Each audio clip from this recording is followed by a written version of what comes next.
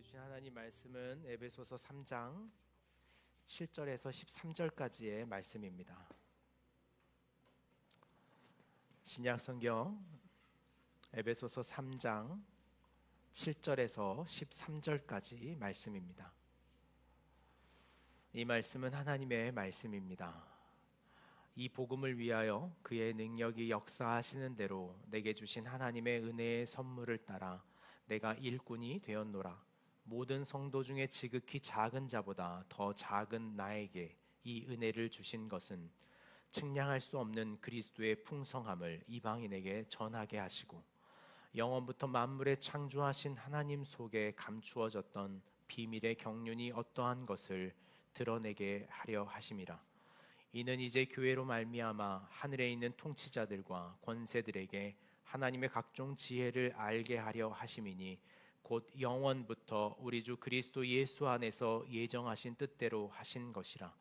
우리가 그 안에서 그를 믿음으로 말미암아 담대함과 확신을 가지고 하나님께 나아감을 얻느니라.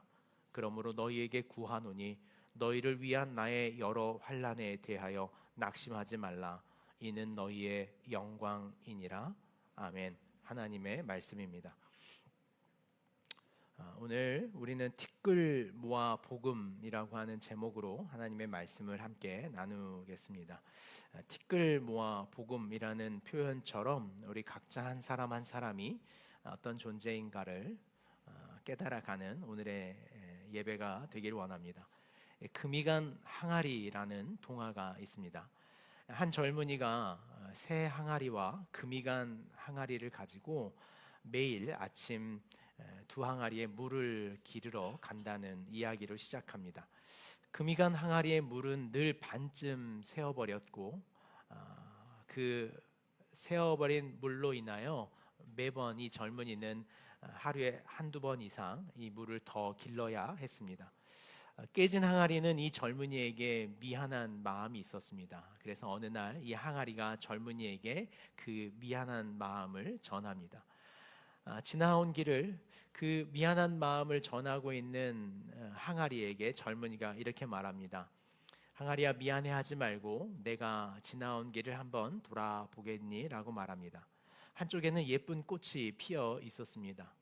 젊은이는 항아리가 한쪽이 샌다는 것을 알고 그 한쪽 항아리가 지나가는 곳에 꽃씨를 심어두기 시작했습니다. 그리고 물을 길어올 때마다 그 깨어진 항아리는 오히려 그 꽃씨에게 물을 준 것이었다라고 말합니다. 작가가 말하려고 하는 것은 아마도 자신이 쓸모없고 이제 버려야 할 존재이고 공동체의 성공과 여러 사람에게 도움이 안 된다라고 하는 한 어떤 존재, 인간, 그 존재와 인간 역시 유익한 것이고 의미 있는 것이다 라는 이야기를 하기 위해 아마 이 작가는 금이간 항아리라는 동화를 우리에게 들려주는 것 같습니다. 바울은 교회를 세우시는 하나님의 신비와 그리고 자신이 경험한 이 복음이 앞서 소개했던 이 깨어진 항아리와 같다라는 방식으로 우리에게 이 이야기를 들려주고 있습니다. 우리가 바울의 오늘 이 복음의 이야기를 다시 한번 정리하자면 바울은 이 복음을 전하는 에베소 교회로부터 멀리 떨어져 그 복음을 전하는 자신의 이야기를 다시 되짚어 말하는 자리에 서 있습니다. 우리라면 어떻겠습니까? 멀리 떨어져 있는 사람에게 누군가 자신의 이야기를 전달하고자 한다면 그에게 조금 더 영향력 있는 방법을 찾는 것에 자신의 이야기를 덧붙일 것입니다. 그러나 바울은 그 반대의 이야기로 자신의 복음의 메시지를 전달하고 있습니다. 오늘 8절 말씀을 보면 모든 성도 중에 지극히 작은 자보다 더 작은 나에게 이 은혜를 주신 것은 측량할 수 없는 그리스도의 풍성함을 이방인에게 전하게 하시고 라고 말합니다. 뭐라고 말하고 있습니까? 바울은 자기 자신이 지극히 작은 자보다 더 작은 나라고 말합니다. 자신의 존재가 얼마나 크고 내가 너희에게 한 일이 얼마나 위대한가 라고 그들을 겁주거나 위협하는 것이 아니라 자신의 존재가 너무나 작고 초라하다라고 이 이야기를 시작합니다. 이를 통해 바울은 자신이 자신의 인생을 어떻게 이해하고 있고 이 말씀을 통해 바울은 자기 자신에 대한 하나님의 부르심이 어떤 것인지에 대한 기본적인 신앙의 개념과 자세가 어떤 것인지를 우리에게 잘 보여주고 있습니다. 이 말씀을 통해서 작은 자를 통해 큰 비밀을 전하시는, 우리가 설교의 제목으로 정한 것처럼 티끌을 모아 복음을 전달하는 이 역설의 이야기를 바울은 하고 있습니다. 제가 이 신대원 초기에 다닐 때는 이 KTX를 타고 송정역에서 용산을 가는 그 기차 열차 중에 한 1,000몇백 원 조금 저렴하게 탈 수 있는 방법이 있는데, 그게 기차의 역방향에 앉는 겁니다. 기차가 정방향으로 가는 열차만 있는 게 아니라 당시 KTX 초기 모델에는 정방향 절반과 역방향 절반이 같이 운행이 되었는데, 그 역방향의 티켓은 한 1,700원 정도 저렴했습니다. 매주 학교를 다녀야 된다는 부담에 이 역방향 기차표를 끊어서 기차를 탈 때마다 느끼는 어떤 신비가 있는데, 그건 뭐냐면 난 거꾸로 앉아 있는데 기차는 송정리역에서 용산으로 간다는 것이었습니다. 이게 왜 신기할까 싶겠지만 저에게는 그것이 매우 좀 신비한 인생 같았습니다. 난 거꾸로 앉아 있지만 이 열차가 정방향으로 간다면 가는 것이구나. 그것이 늘 월요일 날 제 신앙을 깨우는 한편의 도구였습니다. 난 하나님과 반대 방향으로 있을지라도 내 삶을 끌고 가시는 하나님이 당신의 방향으로 간다면 난 결국 그 인생의 목적지에 도달해 있겠구나라는 어떤 확신과 신뢰를 바탕하게 하는 그러한 자리였습니다. 역방향에 앉는다고 절대 멀미를 하거나 그러진 않습니다. 기차는 앞으로 앉아 있는지 뒤로 앉는지 알 수 없지만 그 역방향에 앉아 있는 사람은 정방향으로 타는 사람들에게 약간의 수치를 당하는 것 외에는 그렇게 큰 차이는 없습니다. 바울이 말하는 이 신앙의 본질을 깨닫는 지혜가 우리에게 있다면, 우리가 오늘 고민하고 있는 우리의 삶의 여러 가지 문제들을 이 신앙의 이야기 속에서 많이 극복해낼 수 있겠다는 것이 오늘의 설교의 요지이고, 그것이 제가 이 설교를 준비하며 경험한 제 신앙의 경험이었습니다. 여전히 우리의 삶을 힘들고 어렵습니다. 아프고 고단스러울 때가 있고, 그 고통스러운 삶을 끌어안고 살아가야 한다는 것이 우리의 삶이 가지고 있는 현실이기도 합니다. 그 우리의 삶의 자금에 하나님의 크신 복음의 역사를 담는다는 것은 차마 그런 까닭에 기대할 만한 것도 안 되고 우리가 생각할 만한 것도 아닐 때가 많이 있습니다. 우리의 아픔과 연약함을 어떻게 이해할지를 밝히 보여주는 오늘의 말씀이라는 생각을 하게 됩니다. 한 주간 제 마음에 계속 고백했던 짧은 찬양이 하나 있습니다. 그게 뭐냐면 약할 때 강함 되시네라는 찬양입니다. 약할 때 강함 되시네, 나의 보배가 되신 주 나의 모든 것. 제 이 찬양을 고백하면서 제 마음에 약할 때 강함이 된다는 믿음의 고백이 아니라 제 마음엔 원망으로부터 이 찬양이 시작됐습니다. 약할 때 강함 주신다고 약속했던 하나님의 약속은 도무지 이루어지지 않는 것 같고, 늘 제 삶의 약함은 여전히 약함이라는 것이 분노였습니다. 약한 곳에 강함을 주신다고 말씀하셨는데 왜 저의 약함은 언제나 약함이어야 합니까? 늘 제가 넘어지는 그 자리에서 저는 왜 또 넘어져야 합니까? 제가 생각하는 삶의 연약함이란 왜 한 번도 하나님의 강함으로 바꿔주시지 않고 늘 여전히 연약함입니까? 라는 것이 이 찬양의 시작점이고 제 믿음의 한편의 고백이었습니다. 고린도후서 12장 10절 말씀에 보면 동일한 바울은 고린도 교회에 이렇게 말합니다. 그러므로 내가 그리스도를 위하여 약한 것들과 능력과 궁핍과 박해와 곤고를 기뻐하노니 이는 내가 약한 그때의 강함이라. 바울이 고백한 이 말씀을 찾아보고도 제 마음에 도무지 이해가 되지 않았습니다. 약함을 한 번도 하나님은 강함으로 바꿔주시지 않았는데 왜 이 약함을 여전히 나에게 약한 곳으로 한 번도 강하게 바꾸어 주시지 않는가라는 것이었습니다.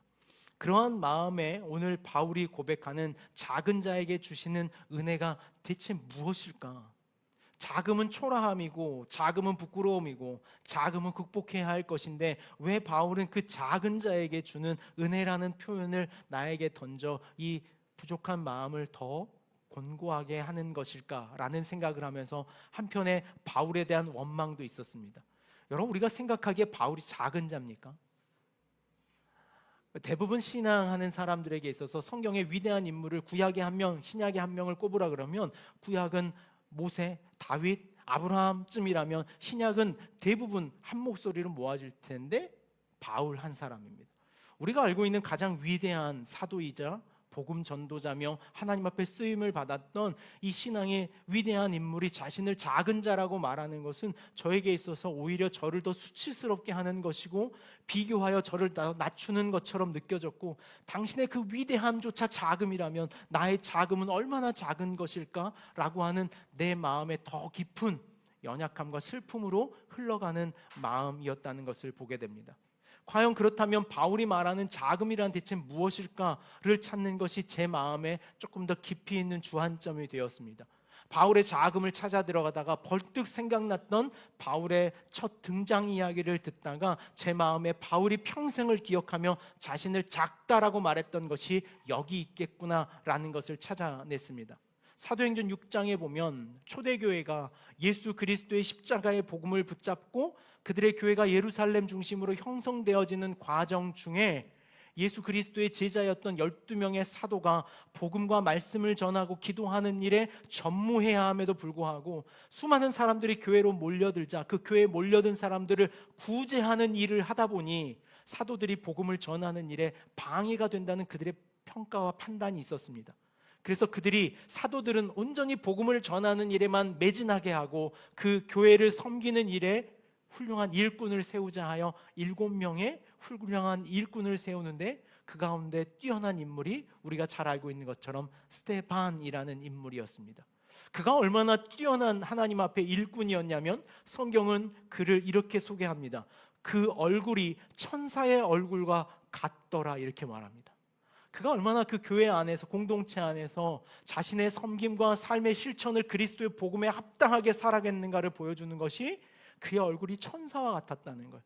지금 여러분 얼굴처럼이라고 말입니다. 그 섬김이 천사와 같더라는 거예요. 그 천사와 같던 이 스데반 집사가 하나님의 나라를 아담으로부터 아브라함의 역사를 따라 얼마나 그 율법의 사실이 예수 그리스도로 이루어졌는가를 전파하고 증언할 때 그 복음의 증언을 질투하던 사람들이 있었는데 그들이 구약의 율법을 따르는 유대인들이었습니다. 그 유대의 지도자들은 그들이 예수 그리스도를 십자가에 못 박아 죽였던 그날의 분노처럼 스데반을 향하여 분노하기 시작했습니다. 그들의 그 극심한 분노가 결국에 스데반 집사를 그들의 성문 밖으로 끌어내어 그 자리에서 돌로 쳐 그를 처형하는 처참한 그 죽음의 자리로 성경의 이야기는 흘러갑니다. 사도행전 7장 54절에서 60절에 그 죽음에 대한 이야기가 이렇게 등장합니다. 같이 한번 보겠습니다. 그들이 이 말을 듣고 마음에 찔려 그를 향하여 이를 갈거늘 스데반이 성령 충만하여 하늘을 우러러 주목하여 하나님의 영광과 및 예수께서 하나님 우편에 서신 것을 보고 말하되 보라 하늘이 열리고 인자가 하나님 우편에 서신 것을 보노라 한데 그들이 큰 소리를 지르며 귀를 막고 일제히 그에게 달려들어 성 밖으로 내치고 돌로 칠세. 증인들이 옷을 벗어 사울이라 하는 청년의 발 앞에 두니라. 그들이 돌로 스데반을 치니 스데반이 부르짖어 이르되 주 예수여 내 영혼을 받으시옵소서 하고 무릎을 꿇고 크게 불러 이르되 주여 이 죄를 그들에게 돌리지 마소서 이 말을 하고 자니라. 스데반의 죽음은 예수 그리스도의 십자가의 죽음과 많이 유사한 면이 있습니다. 오늘 우리가 주목하려고 하는 것은 이 죽음의 자리에서 주목할 한 인물이 등장하는데 증인이 옷을 벗어 사울이라 하는 청년의 발 앞에 두니라 라고 말하는 이 유대의 책임자로 당시에 젊고 유망한 젊은이가 등장하는데 그가 바로 계명되기 전에 바울이라는 존재였습니다. 사울의 첫 시작이 여기였다는 것을 사울은 말하고 있는 거예요. 자신의 신앙이 바로 여기에서부터 시작됐다는 것을 말하는 것이 지극히 작은 자보다 더 작은 나라고 하는 자기 정체성의 이해였습니다. 자신의 신앙이 훌륭하고 멋지게 아름답게 펼쳐지고 있는 자신의 지금 변화된 삶에 있는 것이 아니라 자신의 삶의 정체성은 언제나 그 자신이 원하고 희망하고 만들었던 길이 아니라 전혀 다른 길에서 자신의 삶을 불러내셨던 그 하나님의 크기로부터 자신의 존재와 자신의 신앙과 삶이 자리하고 있다는 삶의 정체성을 바울은 늘 잊지 않고 살았던 거예요. 저와 여러분이 우리가 가져야 할 마음이 바로 이 마음이라는 생각을 가져요. 우리의 신앙의 정체성을 잃어버린 것은 아닌가 하는 생각을 갖습니다. 우리의 신앙의 정체성을 잃어버린 채 우리가 얼마나 작은 존재로부터 하나님의 부르심과 열심으로 지어졌는 것을 다 잃어버리고 우리는 그저 지금의 자랑할 것들만을 모아 자신의 신앙으로 말하고 있는 것은 아닌가라는 생각을 하게 되는 것입니다.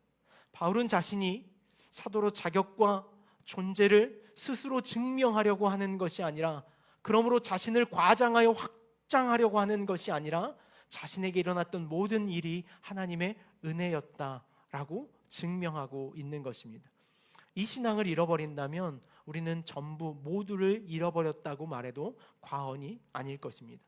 그는 에베소 교인들에게, 그리고 오늘을 살아가는 우리에게 이렇게 요구하고 있는 거예요.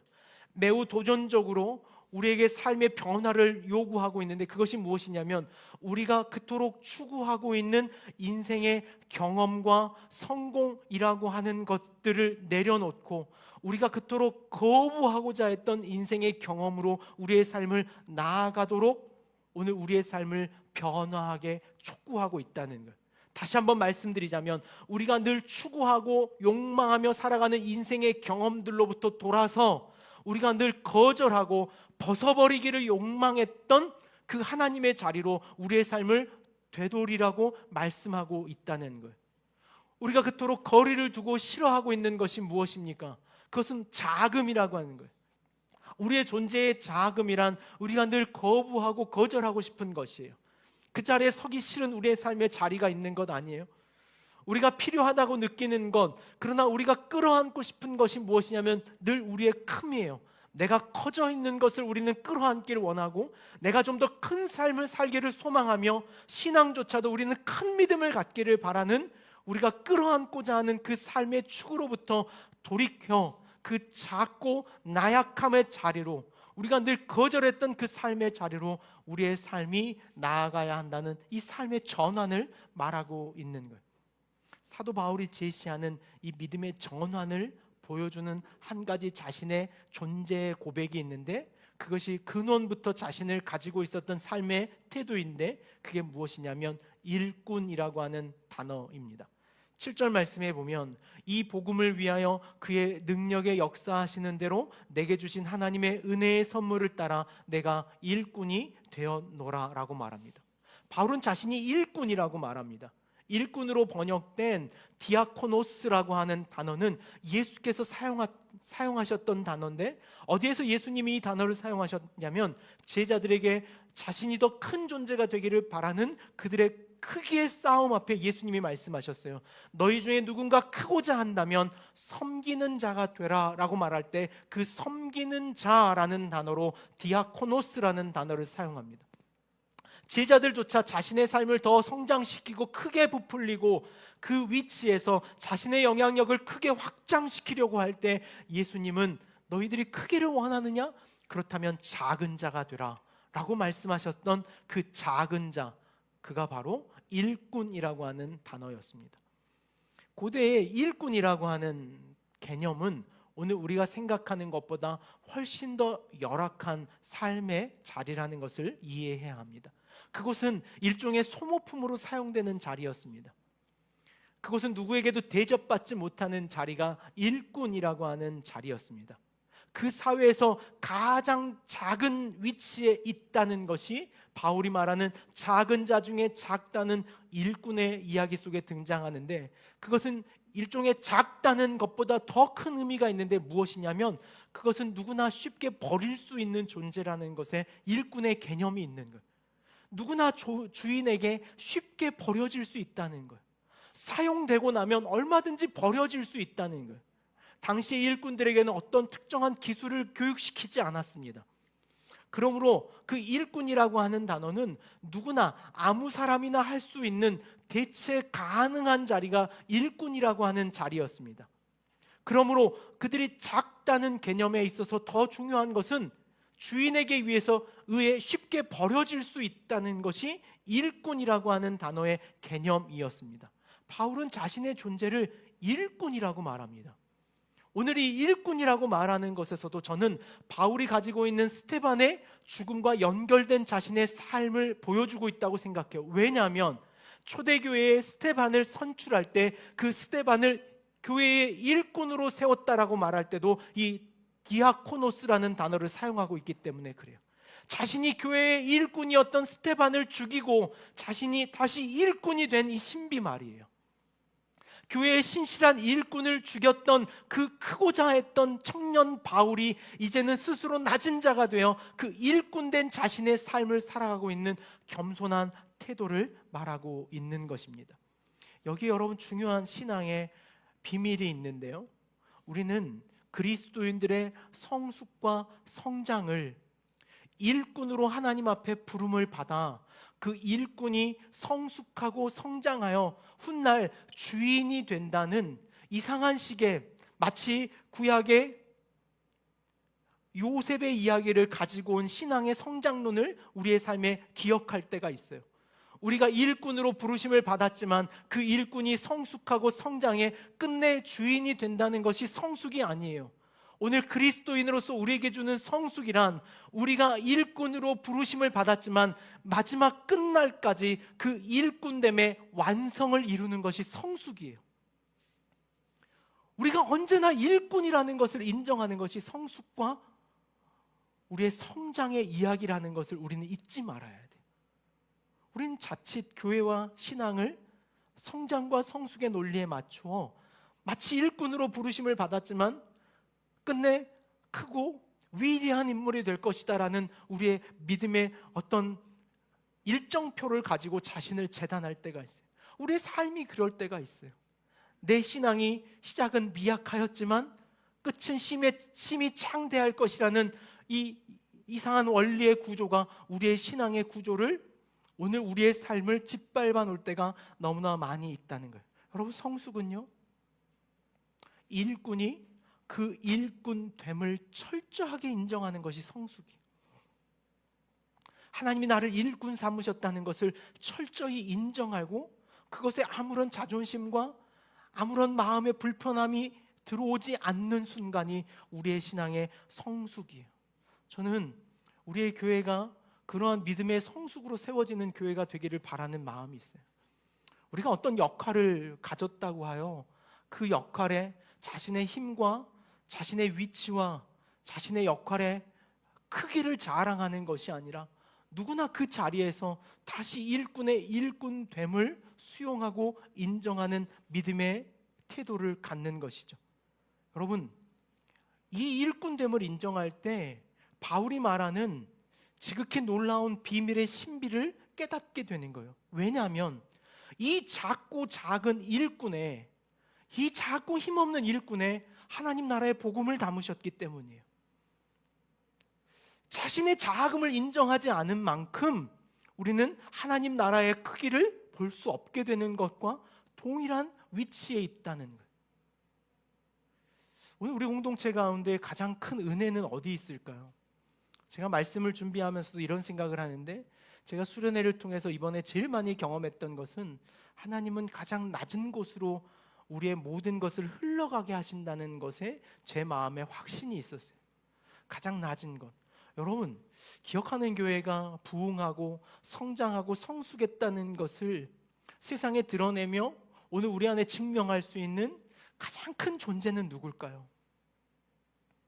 바로 여러분 자신 아닐까요? 가장 아닐 것 같은 여러분 아닐까요? 가장 안 될 것 같은 그 가장 작은 존재, 그 작고 작은 존재의 변화가 그리스도의 살아계심에 대한 가장 큰 확증 아닐까요? 저의 변화요? 여러분 혹시 신앙하시면서 저의 변화를 기대하고 계십니까? 제가 변화된다면 우리 교회의 성장과 성숙이 세상에 나타날 것 같습니까? 아니에요. 여러분이 앉아 계신 여러분이라고 생각해요. 오늘 앉아 계신 여러분들 중에 누군가가 여러분의 삶을 정말 진정으로 끌고 가 하나님의 주인 되심과 하나님의 살아계심을 예배하며 경배하며 세상에 나타낼 수 있는 존재가 된다면 그것이 오늘 복음의 비밀을 나타내는 바울의 삶과 같은 존재가 되는 거예요. 여러분 자신이에요. 이름을 호명하여 한 명 한 명을 부르고 싶은 여러분 한 명 한 명이 바로 하나님의 가장 큰 위대한 비밀을 증언하는, 증명할 수 있는 가장 중요한 일꾼된 자라는 것을 오늘 말씀해주고 있는 것입니다. 이탈리아의 화가인 미켈란젤로 메리시라고 하는 화가가 있습니다. 그의 이름을 이렇게 이야기하면 잘 이해할 수 없지만 까라바조라고 하는 그의 지명을 가지고 그의 이름을 더 많이 우리는 알고 있습니다. 골리앗의 머리를 든 다윗이라고 하는 그의 유명한 작품 하나가 있습니다. 이 그림에는 몇 가지 흥미로운 사실이 숨겨져 있는데요.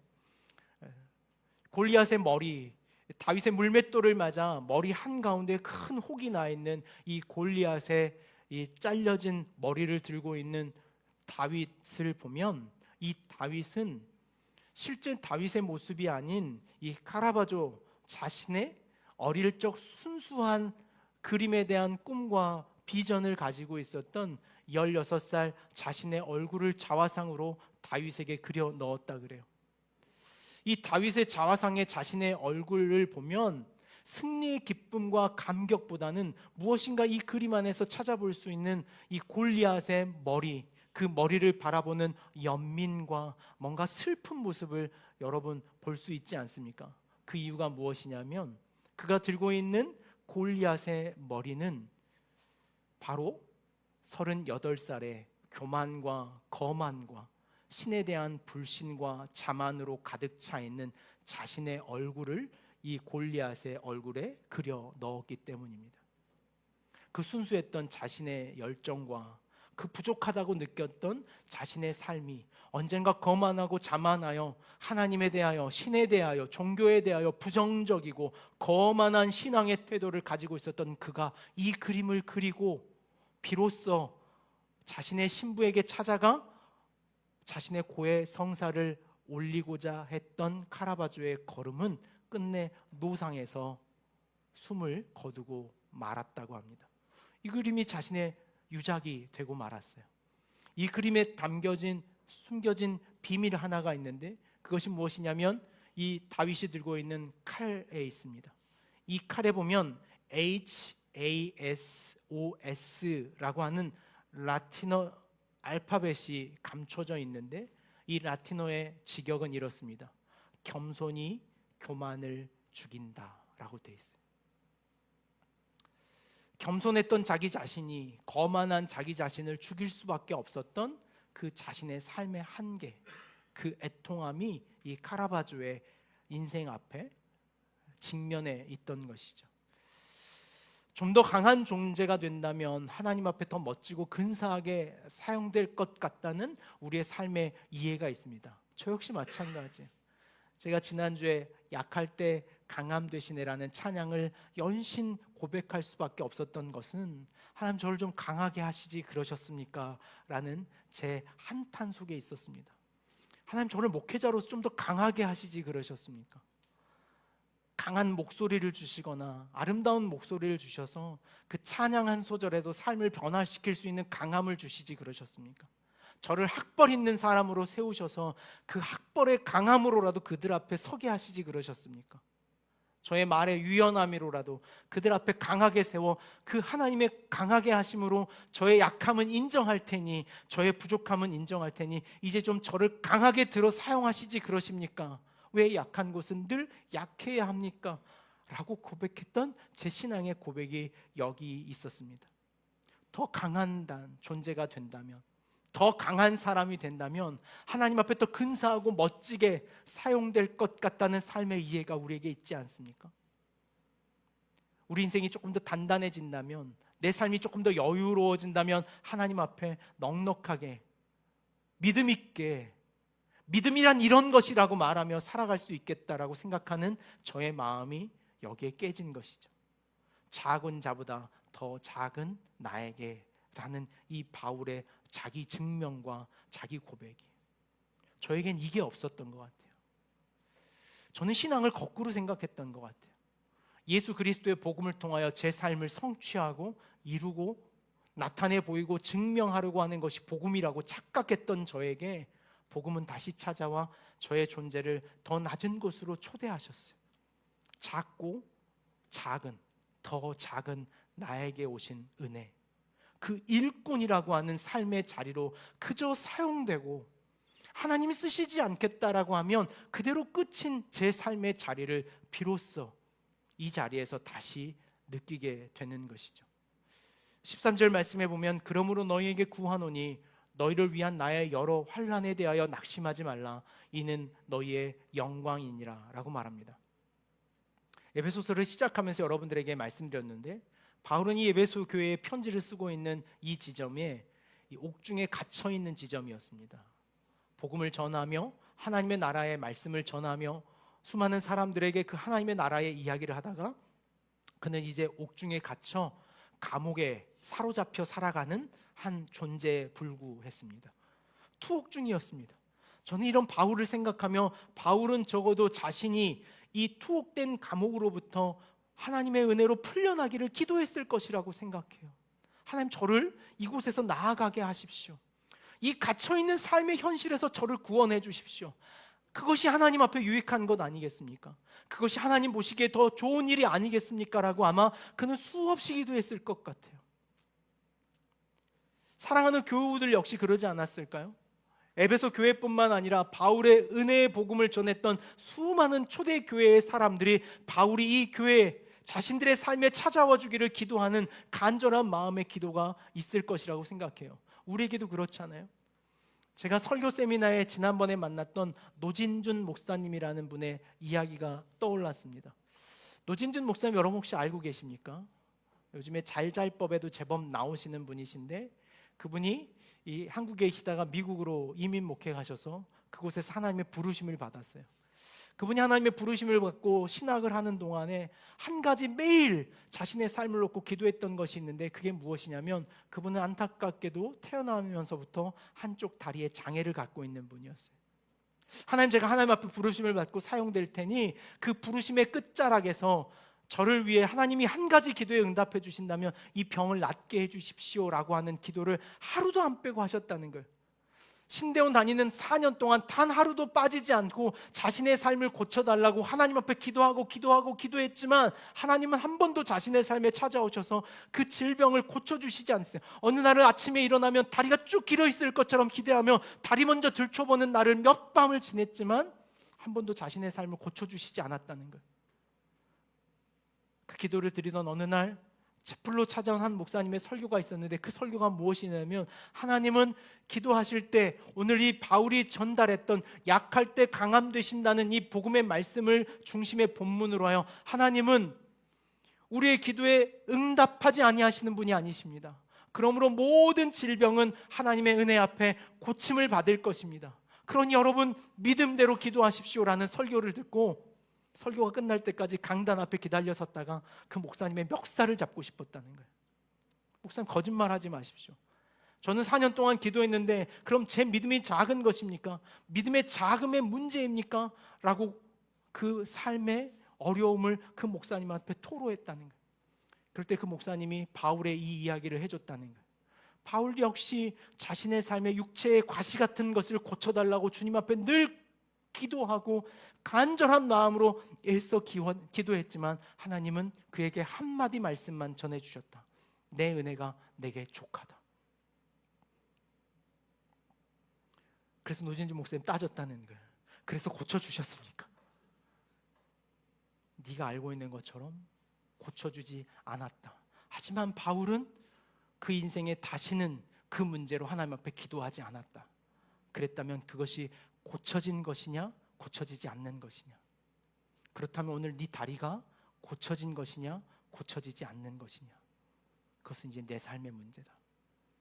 그리고 노진준 목사님은 지금 70이 다는 목회의 자리에 서기까지 한 번도 그 불편한 자기 다리를 놓고 기도하거나 하나님 앞에 원망하지 않았다는 거예요.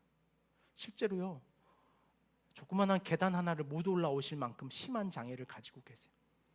누군가가 늘 부축해야만 단에 설 수 있고, 그러므로 그 불편한 다리로 단 위에 오래 서서 복음을 전하는 것이 누구보다 어려운 분이지만 그 복음의 말씀을 전하는 것에 한치의 부족함을 느끼지 않고 복음의 일꾼으로 자신이 사용되고 있다는 간증이, 오늘 그 간증을 들었던 저의 삶에 왜 그럴까?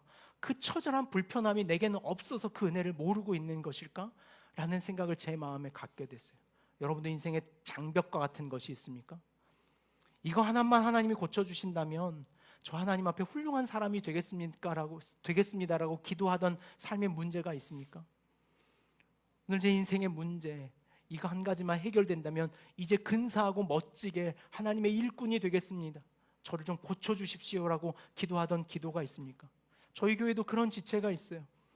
자신의 삶을 왜 하나님 이토록 몰아가시는지 어젯밤 뜬금없는 카톡 하나를 받았어요. 오래전에 저하고 같이 사역했던 인환 전도사라는, 이제 전도사가 되어 사역하는 형제인데 한 1년 넘게, 한 2년 가까이 연락이 없다 어젯밤에 갑자기 저에게 이런 카톡이 왔어요. 목사님, 갑자기 목사님의 사역과 교회 공동체를 중보하고 싶어 이 저녁 기도하며 목사님께 문자를 보냅니다. 성도들과 교회 공동체에 은혜가 있기를 바랍니다 라며 그 다음 카톡이 왔는데 그런 이야기를 하는 거예요. 얼마 전 명섭이와 짧게 통화를 하며 하나님 앞에 참 많이 가슴 아팠습니다. 제가 답장을 했어요.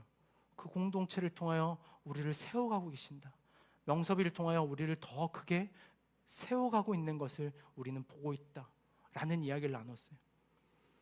오늘 여러분의 삶에 문제가 없어서 그렇습니까? 여러분의 인생은 그 자금을 맛보지 않았기에 그 하나님의 크심과 만나지 못하고 있는 것입니까? 누구나 알고 있는, 누구나 갖고 있는 우리의 삶의 그 자금이 하나님을 향한 우리의 삶의 가장 아름다운 걸음이라고 하는 것을 오늘 바울은 우리에게 말해주고 있는 것이죠. 동일한 한계와 문제가 있을 것 같습니다. 도무지 기도해도 들어주시지 않는 하나님의 응답도 있을 것입니다. 우린 늘 거절하고 싶은 자리예요.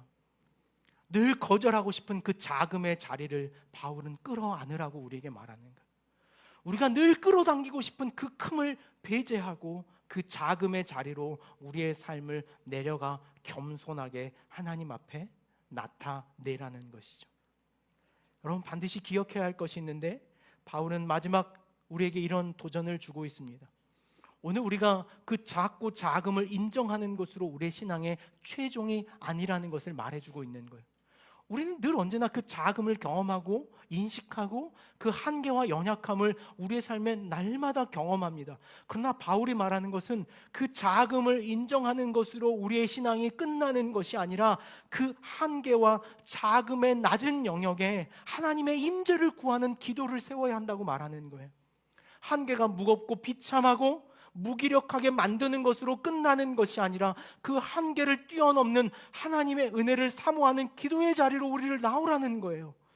저와 여러분을 그 자리로 나오라는 거예요. 그 한계의 무기력함에 자신의 삶을 방치하지 말고 그것보다 더 큰 하나님의 십자가의 구원으로 나오라는 거예요. 그 자리로 우리의 삶을 세우라는 거예요. 그곳에서 하나님의 은혜를 구하시는 그 간절함으로 우리의 삶의 자리를 견인해 나오라는 거예요.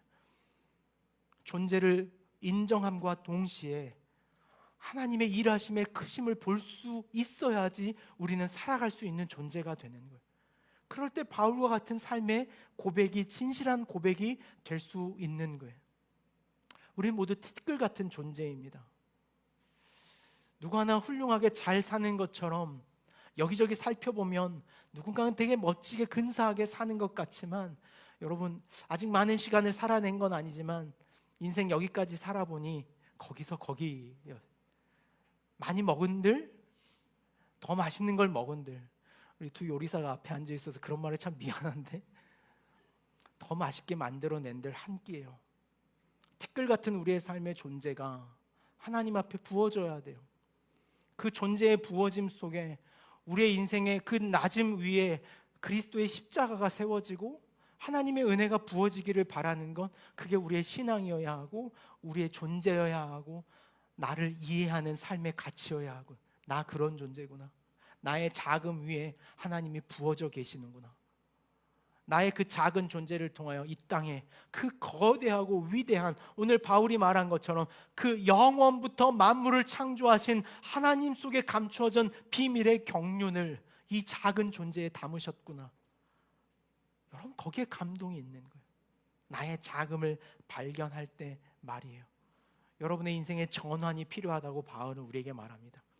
그 인생의 전환이 없었더라면 저 역시 이 설교의 자리에 여러분 앞에 설 수 없는 연약한 존재라는 것을 깨닫게 됩니다. 주 초에 시작했던 약할 때 강함 되시네라는 찬양이 그렇게 제 삶을 변화시켜 이젠 이 믿음의 고백으로 바뀌게 해주셨어요. 그 마음으로 우리 찬양 같이 한번 고백했으면 하는 마음이 있습니다. 하나님은 우리를 약할 때 하나님의 강함으로 그걸 바꾸시는 것이 아니라 우리를 더 약하게 하신다는 것을 여러분 힘들지만 믿음으로 아멘 하십시오. 약한 자리는 더 약해지게 하시는 것 같아요.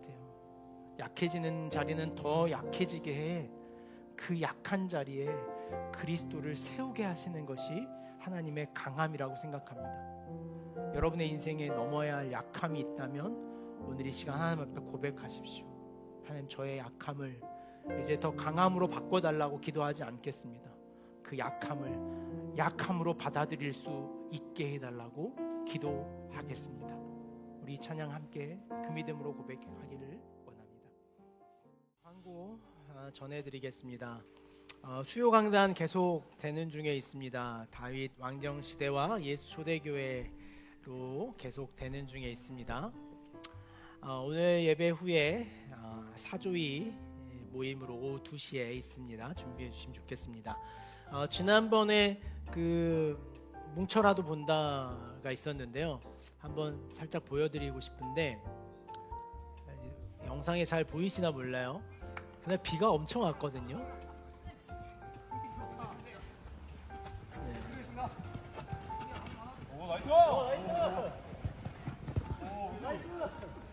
준호 집사님의 불꽃 드리블이 있었는데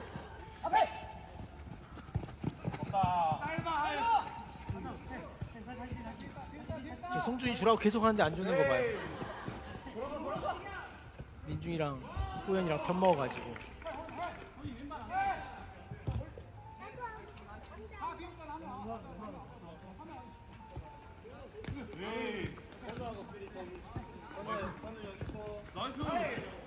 다 역할이 있는데 좀 특징적인 게 영상에도 좀 들리는데 우리 근열 집사님이 뒤에 이렇게 쫓아다니다가 왜 오케이 이렇게 하면서 쫓아다니는 그게 있어요. 잘한다는 칭찬인데 감독이 왜 들어가 있나 싶은데. 네. 다음 주 4시에 있습니다. 다음 주 4시에 우리 그 집사님들하고 같이 청년들하고 나눠서 이번에 한번 해보면 어떨까 싶어요.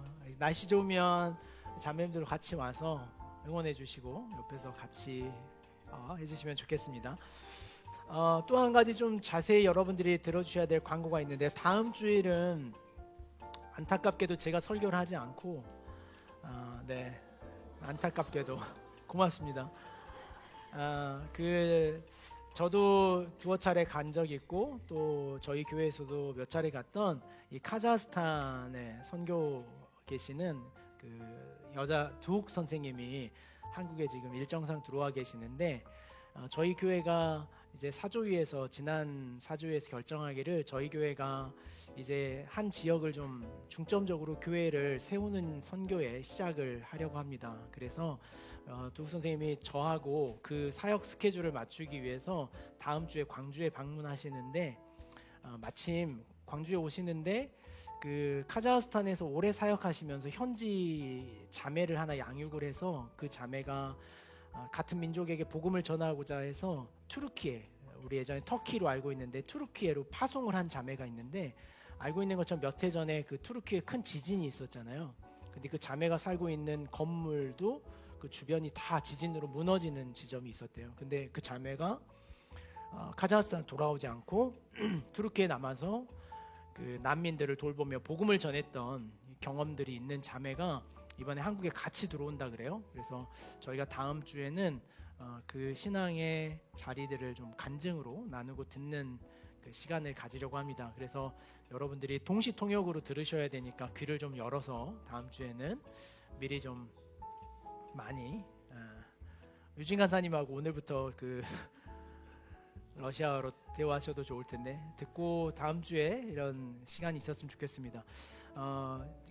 그래서 어제 우리 예은 위원장님하고 상의해서 금요일 날 저희가 리더들 엘렘 순장들 원래 모임 시간이 있는데 그 시간에 좀 선교사님 모셔서 그 신앙에 대한 이야기들을 좀 나누면 좋겠다라고 이야기를 시작했다가 선교사님한테 그냥 우리 리더들 말고 전체 청년들하고도 좀 나눠주시면 좋겠다고 어제 제안을 드렸더니 그렇게 해주시겠다 그랬어요. 그래서 돌아오는 금요일 날 아쉽지만 우리 결혼하신 분들은 양보해 주시고 너무 좋죠.